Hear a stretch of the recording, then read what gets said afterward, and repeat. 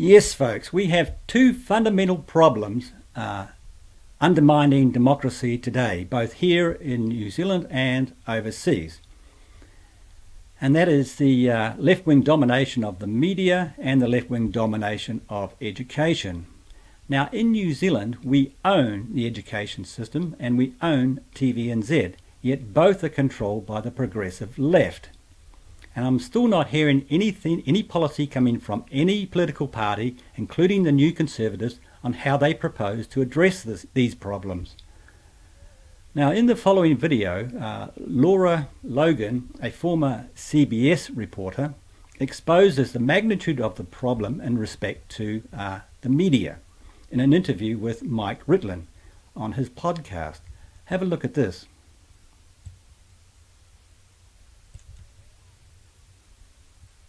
Experiences, but maybe the best place to start is with the facts, right?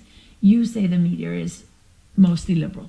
Do I agree with that? Does everyone listening agree with that? What's our position on that? I agree with you. It's true. Why can I say that with certainty? Well, first of all, because I've been part of this for all my life. I'm 47 now, and I've been a journalist since I was 17.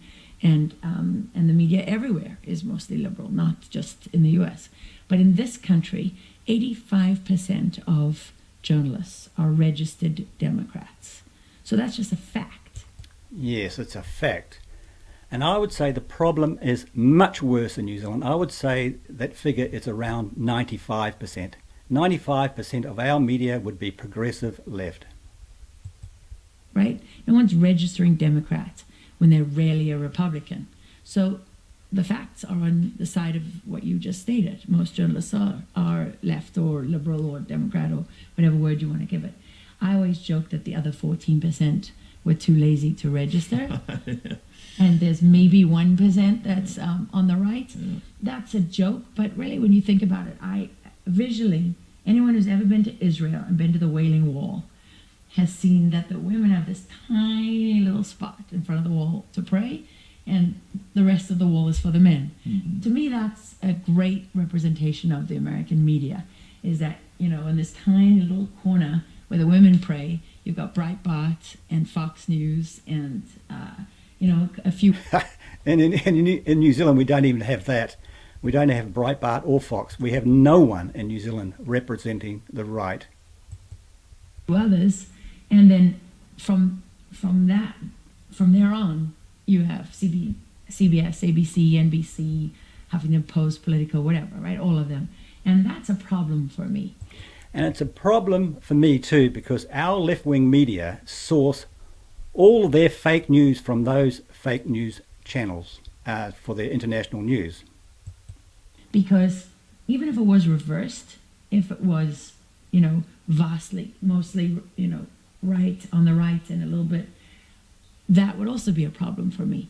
My experience has been that the more opinions you have, the more ways that you look at everything in life. Everything in life is complicated. Everything is gray, right? Nothing is black and white. Mm-hmm. You never have a fight, even the ones where you really think that you're in the right, where you're right about everything.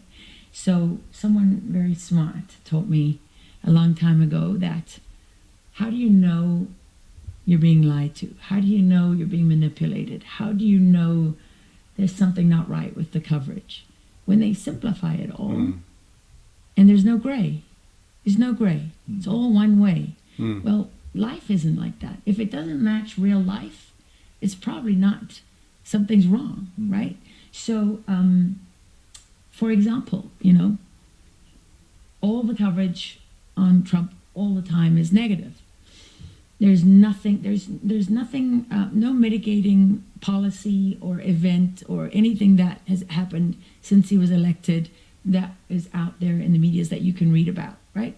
Well, that tells you that's distortion of the way things go in real life. So my starting point is, okay, if I want to find the truth, where do I begin? I begin there, and I investigate from that point onwards. It's got nothing to do with whether I like Trump or don't like Trump, right? Or whether I believe him or don't believe in him, or identify with him, don't, whatever. I don't even want to have that conversation, because I approach that the same way I approach anything. I find that is not a popular way to work in the media today. Because although the media has always been, historically, always been left-leaning, we've abandoned our pretense, or at least the effort, to be objective today. The former executive editor of the New York Times has a book coming out, Jill Abramson, and she says we would do, I don't know, dozens of stories about Trump every single day, and every single one of them was negative. She said, we have become the anti-Trump paper of record. Well, that's not our job. That's a political position. That means we've become political activists, in a sense, and some could argue propagandists, right? Yes, propagandists for sure. Now, folks, our education system is dumbing down our kids. They're brainwashing our kids, and they come out of schools believing the crap they're taught. And they watch the media, the left-wing media in New Zealand, and they don't ask any questions. Why should they? They don't know any better. And it's got to stop, people.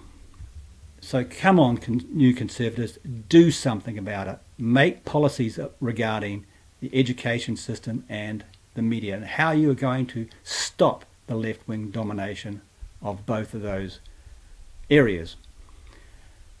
Now, I've posted a link to the whole interview for you guys to watch later.